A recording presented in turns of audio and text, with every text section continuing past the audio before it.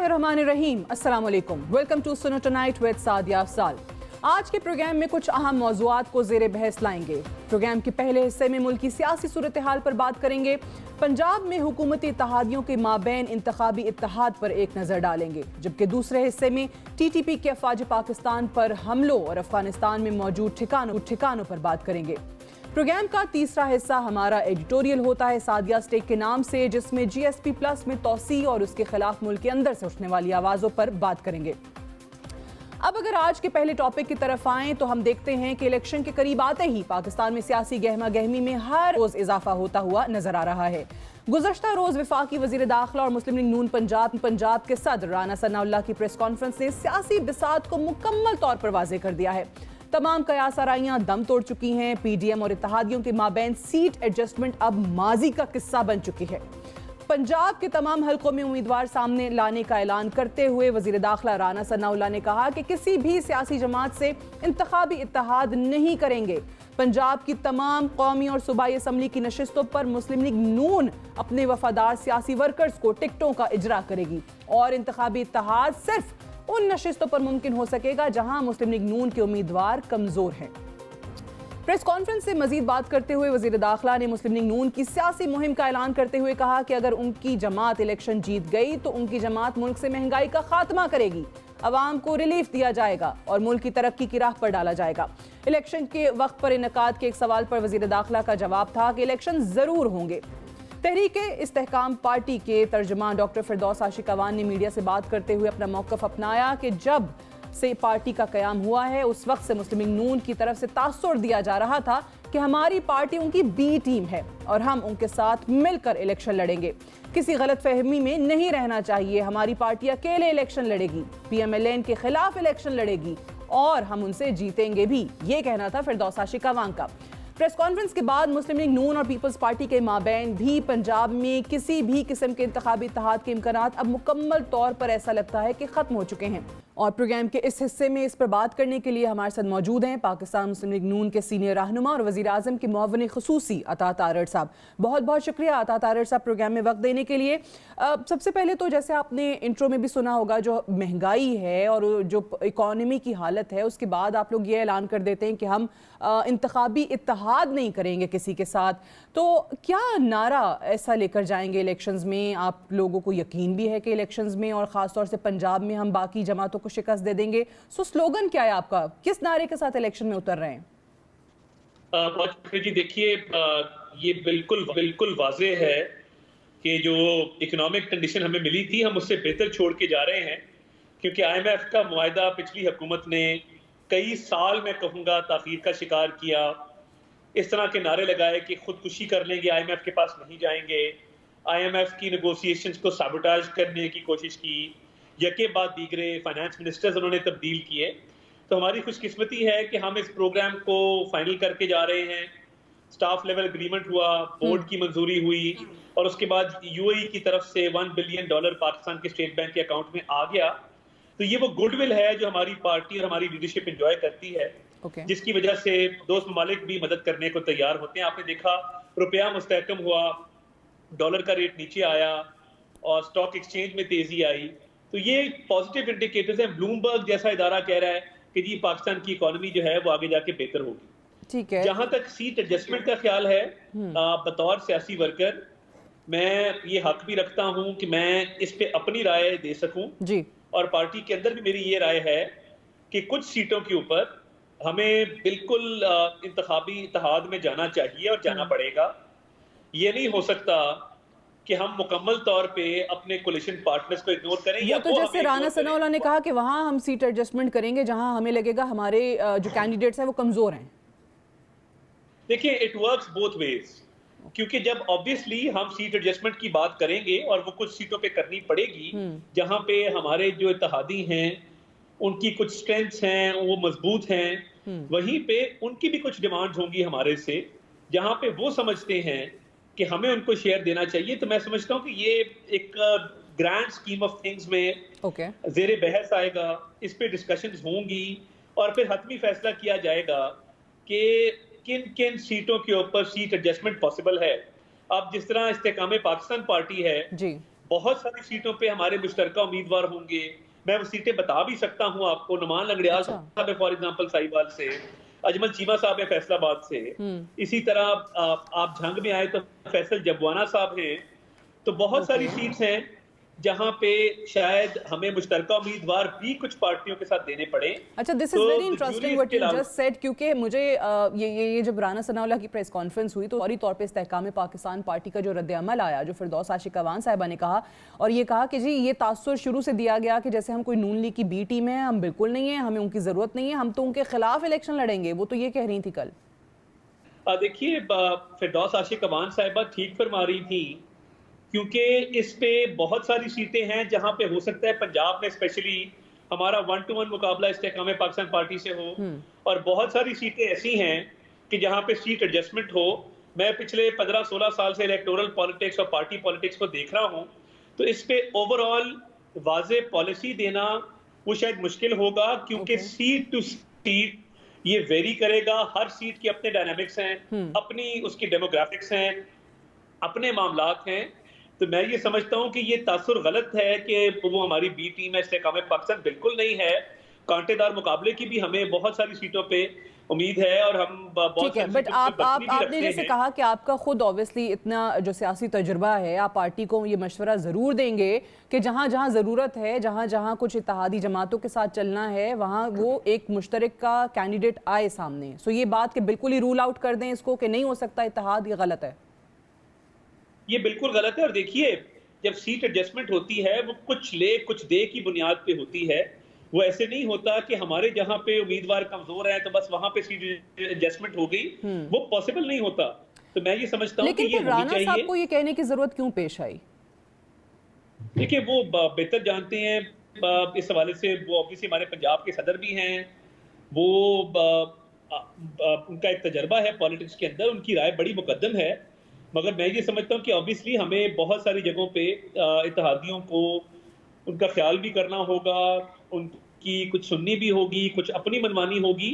तो ओवरऑल शायद पूरे पंजाब में या पूरे पाकिस्तान में ये मुमकिन ना हो, मगर बहुत सारी जगहों पे सीट एडजस्टमेंट के अलावा शायद ऑप्शन ना हो। ओके, लेकिन ये इस्तेहकाम पाकिस्तान पार्टी का जो आपने अभी बताया कि ऑब्वियसली कुछ ऐसे कैंडिडेट्स हैं जो उनके स्ट्रॉन्ग हैं और आपको करना पड़ेगा कहीं ना कहीं सीट एडजस्टमेंट, या मुश्तरका कैंडिडेट्स आपके कुछ हलकों में होंगे, तो जम क्यों नहीं हुई जमात? क्योंकि शुरू में मुझे याद है कि जब ये जमात बनी थी तो शायद ये खबरें आ रही थी, पीपल्स पार्टी के कुछ लोग कहते थे, आप लोगों की जमात की तरफ से ये तासुर दिया जाता था कि ये जमात जो है वो किसी और जमात के अंदर जम होगी। देखिए, मैं ये समझता हूँ कि जम होने के हवाले से तो मैं ऑब्वियसली मैं नहीं समझता कि ऐसी कोई बात है। एक इंडिपेंडेंट हैसियत अब हर जमात अपनी रखती है, और एक तरफ पीडीएम का अलायंस है, एक तरफ इस्तेहकाम पाकिस्तान है।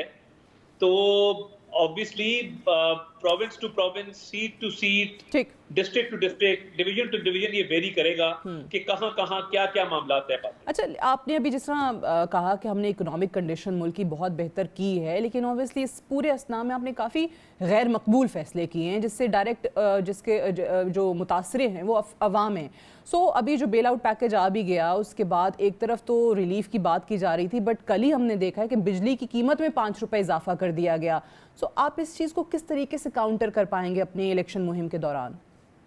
देखिए, एक तो ये मीडिया, सोशल मीडिया का दौर है, और लोग इस बात को बेहतर समझते हैं कि किसकी पॉलिसियां क्या थी और उनका क्या इम्पैक्ट आया है। 2018 में जब हम हुकूमत छोड़ के गए थे जी, तो इन्फ्लेशन 4% थी, ग्रोथ 5.8% थी। 4 साल तर्जुमानों के इजलास वाली पार्टी में उसे कहूंगा कि जिसका हर मसले का हल तर्जुमानों का इजलास था। उन्होंने तबाही की, हमने आके वो मलबा उठाया, चीजों को बेहतर किया, रूफ से भी तेल लेके आए हैं, उसका एक इम्पैक्ट आएगा। IMF का मायदा फाइनल हुआ है, स्टेबिलिटी आई है, इन्वेस्टर कॉन्फिडेंस बढ़ा है, पाकिस्तान के दोस्त ममालिक मदद करने को तैयार हुए हैं, मदद आना शुरू हो गई है। तो ये हमारी कैंपेन हमारी पास परफॉर्मेंस पे होगी कि हमने क्या डिलीवर किया इस मुल्क के लिए, और किस तरीके से इसकी हमेशा डूबती हुई मईशत को संभाला, ठीक, आम आदमी की जिंदगी बेहतर की, और हमेशा जब हुकूमत मिली तो उससे हालात बेहतर छोड़ के गए, जब हमें मिली थी उससे बहुत बेहतर हालात हम छोड़ के गए। अच्छा अता ताहिर साहब, ये बताइए कि मरीम नवाज साहिबा ने ऑब्वियसली इंतखाबी कैंपेन पहले की, वो अलग बात है कि बहुत सारे हलकों में उसके बाद शिकस्त भी आपको उठानी पड़ी। अभी वज़ीर आज़म के शहबाज शरीफ साहब के जो बहुत सारे तकारीब हैं वो उनका सिलसिला तेज़ हो गया है। नवाज शरीफ साहब कब वापस आएंगे? क्या वो इंतखाबी मुहिम को लीड करेंगे? और मेरे सवाल का दूसरा हिस्सा ये कि हमजा शहबाज शरीफ साहब क्यों गायब हैं? देखिए, मरीम नवाज शरीफ साहबा ने बड़ी कामयाबी से भी कैंपेन लीड की है। मैं डस्का में मौजूद था, वजीराबाद में मौजूद था, खुशाब में मौजूद था, खानेवाल में मौजूद था। तो उनकी सरबराही में हम इलेक्शन बहुत सारे जीते भी हैं, ऐसी बात नहीं है, ये तासुर गलत है। दूसरा, मियां नवाज शरीफ के हवाले से कानूनी मुशावरत जो है वो जारी है कि उनकी वापसी की तारीख क्या होनी चाहिए, और जो कानूनी लवाजमात हैं वो पूरे किए जा रहे हैं, प्रोसीजरल फॉर्मेलिटीज़ को ऑब्जर्व किया जा रहा है। तो मैं ये समझता हूँ कि अगले 1-2 महीने के अंदर इंशाल्लाह मैं उनको अपने दरमियान देखता हूँ। अच्छा। और वो आके इलेक्शन कैंपेन को लीड भी करेंगे। पहले ही जो मरीम नवाज शरीफ साहिबा के केसेस में ये हाई कोर्ट इस्लामाबाद की तरफ से भी ये बात आ चुकी कि मरीम नवाज शरीफ साहिबा पे एयानत और मुआवनत का इल्ज़ाम था मियां नवाज शरीफ की, और मरकजी मुल्ज़िम के तौर पे उन पे कोई चीज़ साबित नहीं हुई जिसकी बुनियाद पे मरीम नवाज शरीफ साहिबा अक्विट हुई, बाइज्जत बरी हुई। तो वो लीगल ग्राउंड्स तो मौजूद हैं, बट तरीक़ेकार तय हो रहा है, और मेरा ख्याल है अगले 1-2 महीनों में वो पाकिस्तान होंगे और वो इलेक्शन कैंपेन को इंशाल्लाह आके लीड करेंगे। जो दूसरा हिस्सा है आपके सवाल का, हमजा शहबाज शरीफ साहब ने अपनी पॉलिटिकल एक्टिविटी रिज्यूम की है। कुछ उनकी साहबजादी बीमार थी, वो थोड़ी देर बाहर रहे, वो वापस आके अब MNAs MPs के साथ मेल मुलाकात और सियासी मीटिंग्स को अब ले रहे हैं। तो he is back into the main stream, और इंशाल्लाह वो भी अपना नजर आएंगे, किरदार अदा करेंगे। ठीक है। अच्छा अता ताहिर साहब, आपसे मुराद आपकी जमात कल को जब इंतखाबी मुहिम करती है और ऑब्वियसली इलेक्शन लड़ने के लिए उतरती है, तो सबसे बड़ा मुखालिफ आप अपने सामने किसको देख रहे हैं, किस जमात को देख रहे हैं? और पाकिस्तान तहरीक इंसाफ की क्या आप समझते हैं कि आपके सियासी चैलेंज के तौर पर हैसियत है इस वक्त? देखिए, मैं ये समझता हूँ कि पाकिस्तान की अवाम ने इंतशार की सियासत, तशद्दुद की सियासत, तकसीम की सियासत को रद्द कर दिया, और 9 मई के वाक़यात के बाद जब हमारे हसास तनसीबात को हमले का निशाना बनाया गया, शुहदा की यादगारों को मस्मार किया गया, बेहुरमती की गई, और जिस तरीके से एक नफरत अंगेज और पुरतशद्दुद कैंपेन चलाई गई, लोगों ने उसको रद्द किया है। और हमारे लोग बड़े मुहब्बे वतन लोग हैं, अपनी फ़ौज से भी मोहब्बत करते हैं, वो पाकिस्तान की सालमियत पे आंच नहीं आने देंगे। और तरीके इंसाफ जिन लोगों ने छोड़ी भी और जो लोग अभी भी छोड़ रहे हैं, तरीके इंसाफ का मुझे फ्यूचर को इतना अच्छा नजर नहीं आता। उनके पास अभी बैगेज होगा तोशा खाना का। ओके, तो इमरान खान साहब की गिरफ्तारी आपको नजर आती है?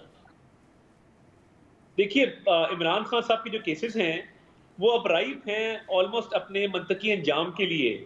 तो इमरान खान साहब को तो या तो देखिए कोई कोर्ट्स उनको अनएक्सपेक्टेड बहुत बड़ा रिलीफ दे दे, फिर तो और मामला है, वरना इमरान खान साहब के लिए अब बचना बहुत मुश्किल हो गया है। बहुत सारे केसेस में फर्द जुर्म आयद हो चुकी है, एविडेंस की स्टेज आ चुकी है। तो इमरान खान साहब को जो उन्होंने नफरत के बीज बोए थे वो तो काटने ही होंगे, मगर ये जो तोशा खाना की करप्शन है, 190 मिलियन पाउंड्स हैं, इसमें भी मुझे तो आगे नजर आता है कि उनके लिए मजीद मुश्किलात हैं और उनके लिए आसान नहीं होगा इन केसेस में से निकलना। अच्छा, एक आखिरी सवाल, क्योंकि ऑब्वियसली 9 मई की बहुत बात की जाती है, and I completely agree with you कि ये इससे ज़्यादा बड़ी ट्रेजेडी हो नहीं सकती जिस तरीके से 9 मई को इंतशार फैलाया गया, जो कुछ हुआ।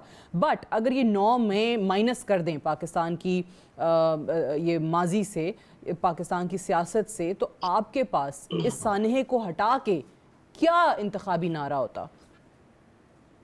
इंतखाबी नारा ये है कि हमारी जो माजी की परफॉर्मेंस है उसमें हमने पंजाब के सूबे में 10 साल जो हुकूमत की, सोशल सेक्टर्स को देख लें, हेल्थ, एजुकेशन, इंफ्रास्ट्रक्चर, फिर फेडरल गवर्नमेंट मियां नवाज शरीफ साहब की थी, दहशतगर्दी किसने ख़त्म की, कैसे की, आपके सामने है। उसमें लोड शेडिंग के अंधेरे किसने दूर किए, ग्रोथ 5.8% किसने अचीव की, और हमारे पास देखिए इस मुल्क में जो न्यूक्लियर टेस्ट भी किए वो भी अल्हम्दुलिल्लाह पीपल्स पार्टी ने उसका आगाज़ किया, हमने उसको मंतकी अंजाम तक पहुंचाया। तो मैं समझता हूँ कि माजी की परफॉर्मेंस और इमरान खान साहब ने जो इकॉनमी को तबाह किया, जो उन्होंने पूरे स्ट्रक्चर को मस्मार किया, उसका मलबा उठा के IMF फाइनल करके डिफॉल्ट से बच के दोस्त ममालिक की इमदाद लेके हम इलेक्शन में जाएंगे, तो हमारी पास परफॉर्मेंस हमारी सबसे बड़ी गवाही है। और ये जो अभी वाली है, ये जो एक्टिव 15-16 महीने, इसमें आप कहते हैं कि पाकिस्तान को डिफॉल्ट से बचाना ये कामयाबी के तौर पे आप लेके ये गए हैं। Absolutely okay. मैं ये समझता हूँ कि बिल्कुल तबाही के दहाने पे थी मईशत, और नियाजी साहब ने जो इस मुल्क के साथ खिलवाड़ किया और उन्होंने तवज्जो नहीं दी इकोनॉमी पे, वो सारा दिन काली ऐनकें लगा के ट्रैक्स पहन के तर्जुमानों के इजलास करते रहे और लोगों को बताते रहे कि फलां को फलां जवाब दो, फलां को फलां गाली दो, फलां सोशल मीडिया की ऐप पे इस तरह ट्रोलिंग करते हैं। तो मैं समझता हूँ कि उन्होंने कौम का वक्त ज़ाया किया, बातें करके हमने काम किया और हमारा काम नजर आता है। Right. Special Assistant to the Prime Minister Ataullah Tahir साहब, thank you very much for joining us. Take a break here. Break से वापस आएंगे, प्रोग्राम जारी है, stay tuned.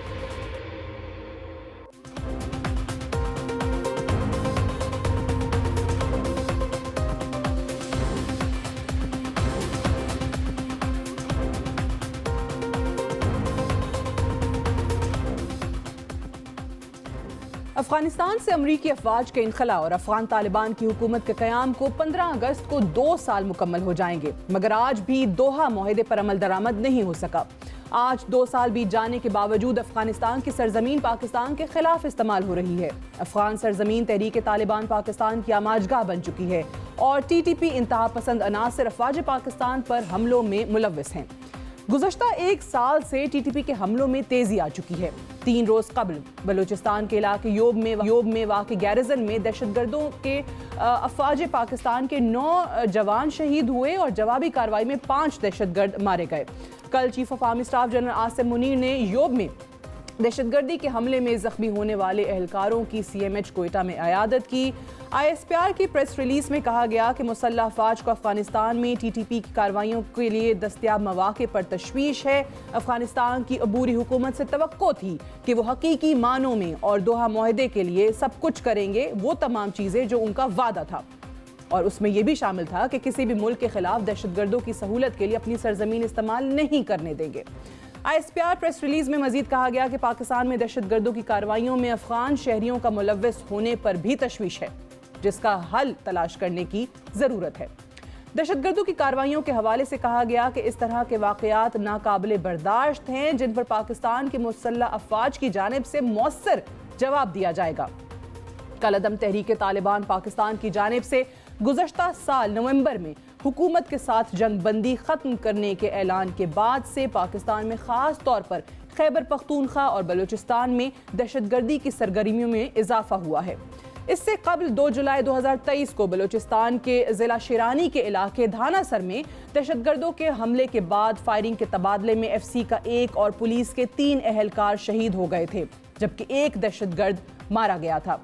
वज़ीर दिफा ख्वाजा आसिफ ने योब हमलों के बाद अपने ट्विटर पैगाम में कहा कि अफगानिस्तान हमसाया और बिरादर मुल्क होने का हक अदा नहीं कर रहा और ना ही दोहा मुआहदे की पासदारी कर रहा है।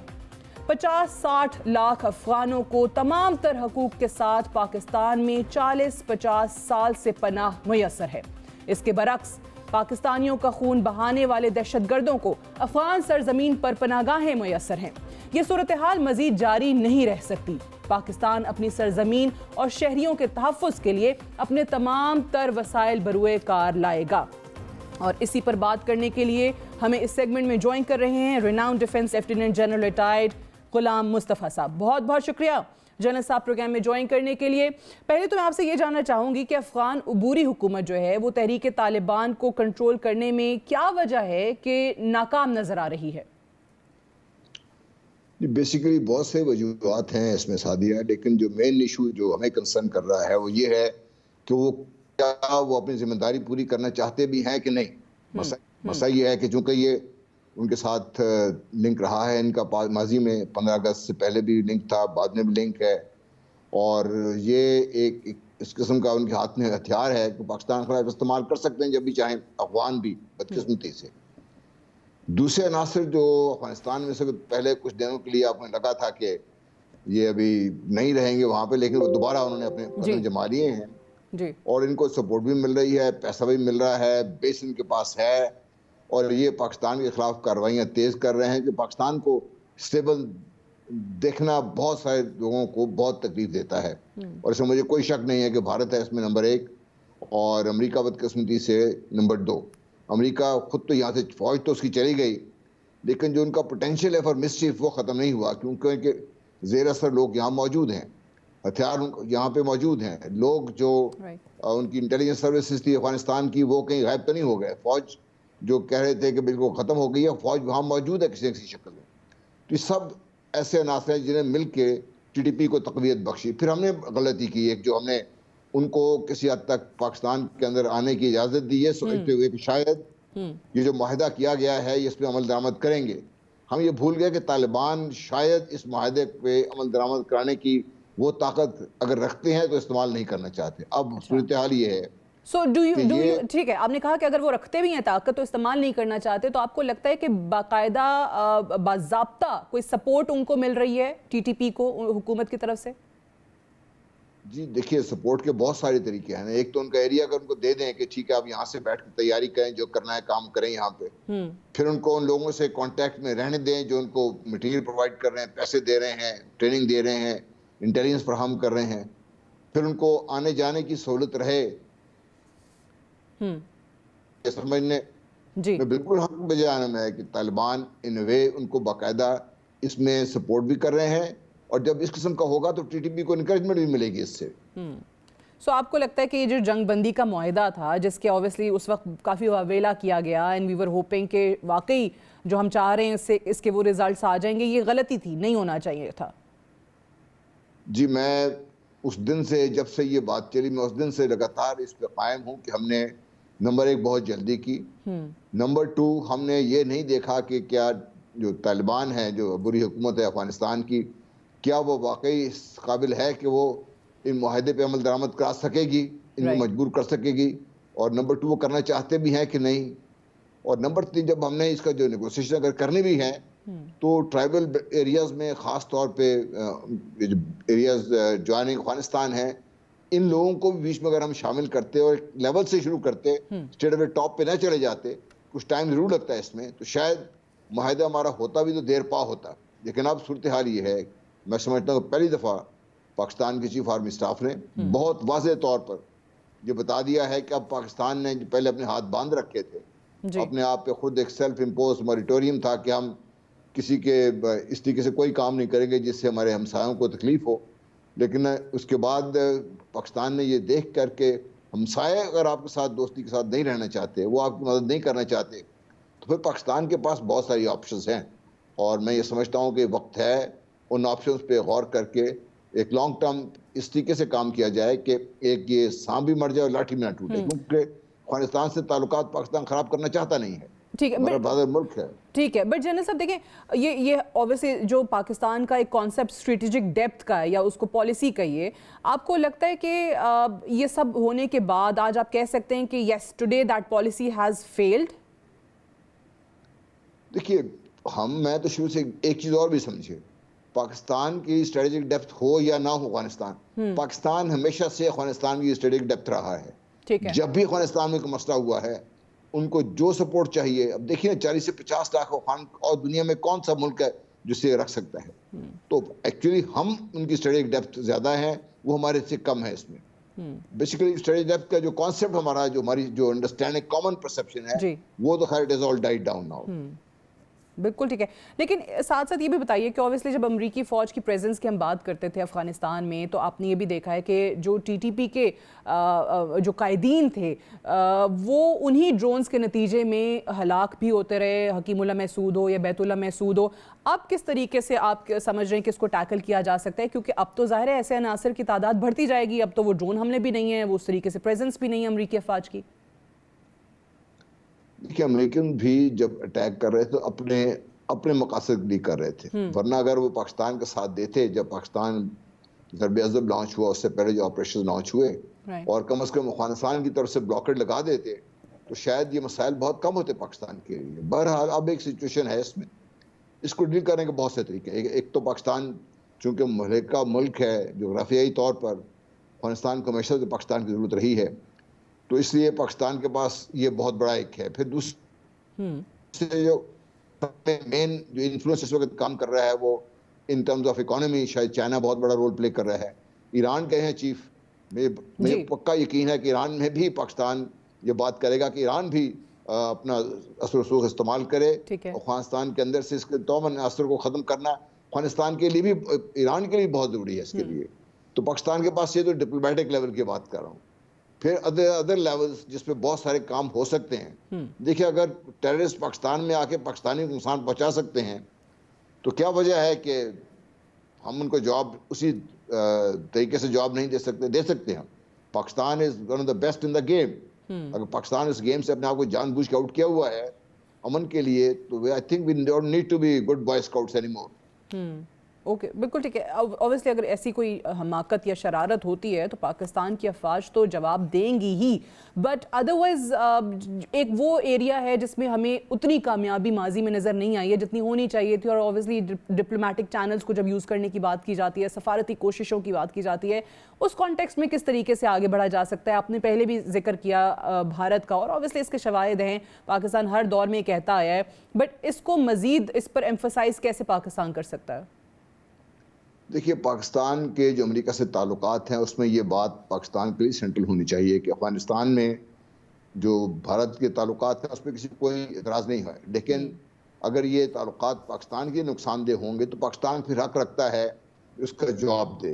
तो भारत को रोकने के लिए बहुत सारे ऐसे, रूस काफ़ी असर रखता है, ईरान भी असर रखता है इसमें, तो सब मिल के अगर ये काम करें तो शायद भारत को भी रोका जा सके। और अगर भारत नहीं रुकता तो फिर तो बदकिस्मती से आप देखिए हालात तो इस तरफ जा रहे हैं कि जब भारत रुकने को तैयार नहीं है, उनके डेली के हिसाब से आप सुन लीजिए, जो उनके वज़ीर आज़म बात कर रहे हैं, जो उनके वज़रा बात कर रहे हैं, जो उनके जो मिलिट्री लीडरशिप बात कर रही है, वो तो पाकिस्तान को आंखें दिखाने से बाज आ ही नहीं रहे। ठीक, उनको तो ये सूट करता है पाकिस्तान कमज़ोर से कमज़ोर तर होता जाए, इसलिए शायद पाकिस्तान को वहाँ भी डिप्लोमेटिक ज़राए अपने ज़रूर इस्तेमाल करे, लेकिन थोड़ा पाकिस्तान को वहाँ भी अपना, जैसे मैंने पहले कहा ना कि there are many ways to skin a cat, ठीक, तो यहाँ भी पाकिस्तान कुछ जरूर कर सकता है, उसका जवाब देने की पाकिस्तान में सलाहियत है। Thank you very much general साहब for talking to us. Will take a break है, ब्रेक से वापस आएंगे, प्रोग्राम हमारा जारी है, स्टे ट्यून्ड।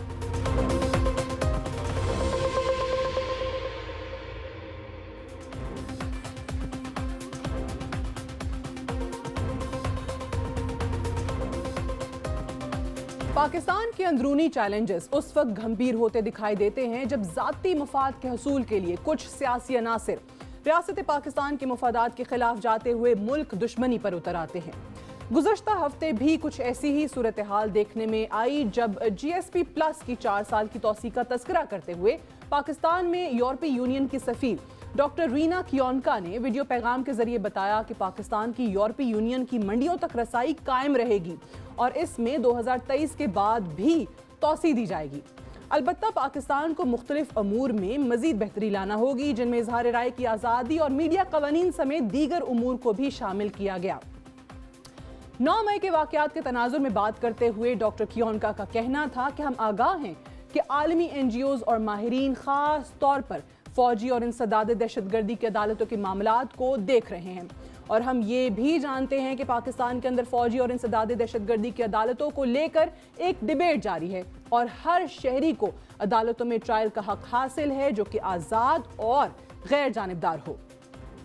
यूरोपीय यूनियन की सफ़ीर डॉक्टर कियोनका के बयान के बाद तहरीक इंसाफ के कायदीन और मीडिया के मखसूस हलकों की जानिब से सोशल मीडिया पर पाकिस्तान मुखालिफ मनफी बयानिए की तशहीर का सिलसिला शुरू कर दिया गया। तहरीक इंसाफ के रहनुमा जुल्फी बुखारी, जो कि इस वक्त लंदन में मौकीम हैं, और उन्होंने अपने ट्विटर पैगाम के जरिए बताया कि यूरोपीय यूनियन और NGOs पाकिस्तान में इंसानी हुकूक की खिलाफ वर्जियों की सूरत हाल को देख रहे हैं और तहरीक इंसाफ के खिलाफ क्रैकडाउन गैर कानूनी होने के साथ गैर इंसानी भी है। तहरीक इंसाफ के कायदीन हो या कोई सहाफती हल्का, ना यूरोपीय यूनियन के सफ़ीर ने पाकिस्तान में इंसानी हुकूक की पामाली की बात की और ना ही किसी गैर कानूनी क्रैकडाउन का तस्करा किया और ना ही GSP प्लस की तौसीक़ को फौजी अदालतों के साथ जोड़ा। असल सवाल यह है कि पाकिस्तान मुखालिफ बुहतान और बेबुनियाद इल्ज़ाम तराशियों का सिलसिला बंद होना चाहिए, क्योंकि किसी को अंदाज़ा नहीं कि GSP प्लस पाकिस्तान की बका के लिए कितनी अहमियत का हामिल है। तहरीक इंसाफ की रियासत मुखालिफ पॉलिसी गुज़श्ता 1 साल पर मुहित है, जिसमें इल्ज़ाम तराशियाँ, बुहतान और सोशल मीडिया के जरिए रियासत मुखालिफ मुहिम खुलकर चलाई जा रही है। 3 माह कबल 29 मार्च 2023 को तहरीक इंसाफ के कायदीन डॉक्टर शीरी मजारी और फवाद चौधरी ने इस्लामाबाद में प्रेस कॉन्फ्रेंस करते हुए खुलकर बताया कि इंसानी हुकूक की खिलाफ वर्जियों को बुनियाद बनाकर उनकी पार्टी ने एक डोसियर तैयार करके मगरबी इदारों को भेजा है, जिनमें यूरोपीय यूनियन भी शामिल है। इसी प्रेस कॉन्फ्रेंस में डॉक्टर शीरीन मजारी ने वाजे किया था कि जिस तरह मौजूदा हुकूमत चल रही है, हमें नहीं लगता कि पाकिस्तान को GSP प्लस स्टेटस में तौसी मिल सकेगी। आज यूरोपीय सफीर का वीडियो पैगाम तहरीक इंसाफ के डोसियर का ही पेश खैमा है। न सिर्फ GSP प्लस स्टेटस बल्कि तहरीक इंसाफ के साबिक वजीर खजाना शौकत तरीन की कॉलीग्स का तस्करा करना भी बहुत ज़रूरी है, जिसके लिए पंजाब और KP के खजाना के वज़रा को IMF के साथ मुआहदे को रुकवाने के लिए खतूत शामिल हैं। अब सवाल पैदा होता है, GSP प्लस है क्या? इसके खत्म होने से पाकिस्तान को कैसे और क्यों नुकसान हो सकता है? Generalise system of preferences plus, जिसको GSP प्लस भी कहा जाता है, यूरोपीय पार्लियामेंट के बनाए गए कवानीन GSP प्लस के तहत तरक्की याफ्ता ममालिक को यूरोपीय मार्केटों तक ड्यूटी फ्री रसाई दी जाती है। नवंबर 2013 में यूरोपीय पार्लियामेंट की मंजूरी के बाद पाकिस्तान को पहली मर्तबा यूरोपीय मार्केटों की ड्यूटी फ्री रसाई मिली। मौजूदा कवानीन के मुताबिक पाकिस्तान से बरामद की जाने वाली 2/3 अशिया पर 0 टैरिफ लागू होता है। पाकिस्तान को फराहम किए गए GSP प्लस की मुद्दत दिसंबर 2023 को अपने इख्तिताम को पहुंच जाएगी और यही वजह है कि गुज़श्ता एक माह से वजीर मुमलिकत बराए खारजा हिना रब्बानी खैर यूरोपीय ममालिक के वज़राए खारजा और ओहदेदारों से मुलाकातों में मसरूफ रही हैं ताकि GSP प्लस को दोबारा से मजीद तौसी मिल सके। यूरोपीय कवानीन के मुताबिक तरक्की याफ्ता ममालिक को इंसानी हुकूक, लेबर लॉज, माहौल और अच्छी गवर्नेंस से मुतालिक 27 कन्वेंशंस को अपने ममालिक में लागू करना होता है, जिसकी निगरानी यूरोपियन कमीशन, यूरोपियन पार्लियामेंट और यूरोपियन काउंसिल के मेंबर ममालिक करते हैं। पाकिस्तान की कुल बरामदात का 1/3 या 34% यूरोप को बरामद किया जाता है, जो कि अमेरिका के बाद पाकिस्तान की बरामदात की दूसरी बड़ी मार्केट है। मिनिस्ट्री ऑफ कॉमर्स की फराहम करदा रिकॉर्ड के मुताबिक GSP प्लस का स्टेटस मिलने के बाद 2013 से 2021 के दरमियान पाकिस्तान की कुल बरामदात 6.9 बिलियन यूरो से बढ़कर 12.2 बिलियन यूरोस तक पहुंच चुकी हैं।